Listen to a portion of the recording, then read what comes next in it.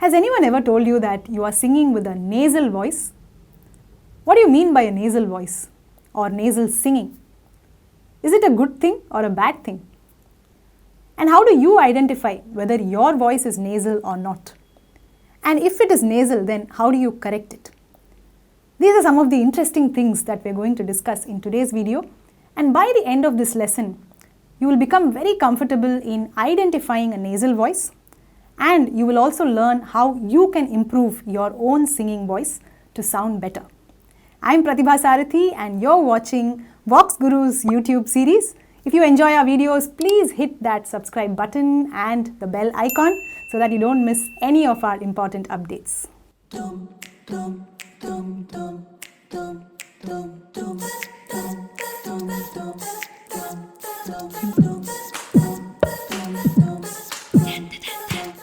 So first of all, what is a nasal voice?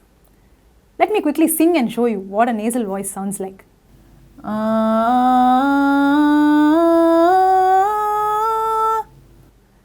So did you notice how this nasal voice is not a very open and free voice, right? It sounds as if I am singing from my nose. Now the opposite of nasal voice is called open-throated voice. Now an open-throated voice sounds like this. Now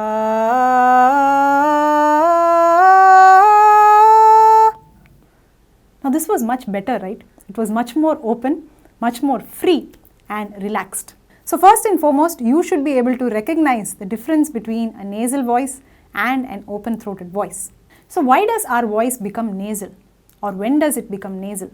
Let's do a small activity to understand this. So I want you to take your two fingers and completely block your nose. Okay, so breathe only through the mouth, and once you block your nose, I want you to sing like this. Now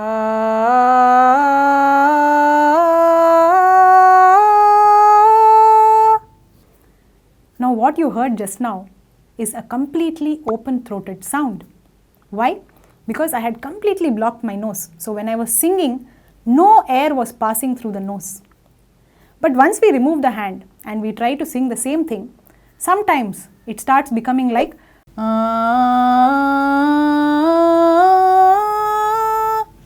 unknowingly we allow air to pass through the nose also. Okay, so that is the main reason the voice becomes nasal. So to avoid the nasal voice, all we have to do is ensure that we don't allow air to pass through the nose. Now when we are physically blocking our nose, then automatically we will get the open-throated sound.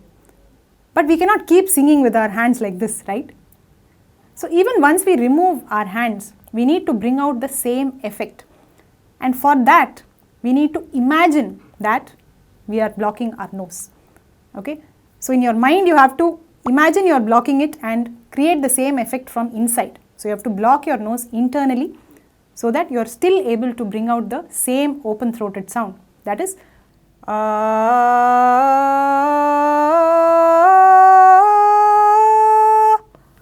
when you are practicing this exercise, keep alternating. First, keep your hands on the nose, block it physically and then sing. Then remove the hands, sing without it, and record both these versions on your mobile and compare them. If both of them sound the same, that means you are singing with an open throat. But if both sound different, that means the second version is nasal. Now if you are doing this exercise for the first time, then try to completely focus on the ah sound. Okay? Don't sing any other vowel, sing only ah. Because ah is the most open of all the vowel sounds, right? So if your voice is nasal in the ah itself, then it will be more nasal in the other vowels, right?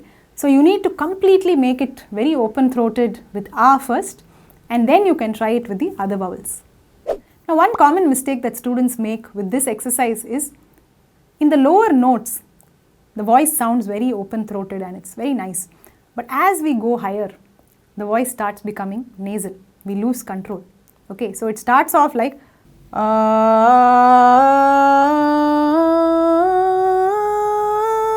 Did you see how it just transformed?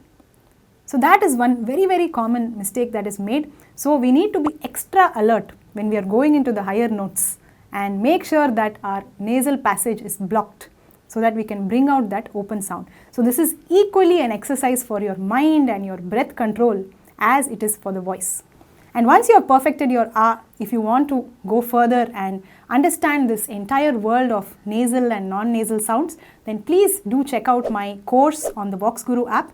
It's called Universal Voice Culture, and I have a separate set of chapters focused on this particular subject. So we do many exercises that will help you realize the difference between nasal and non-nasal sounds and how to apply it while singing a song. So please download the app right away. I have shared the download links in the description, and get started with your journey through voice culture.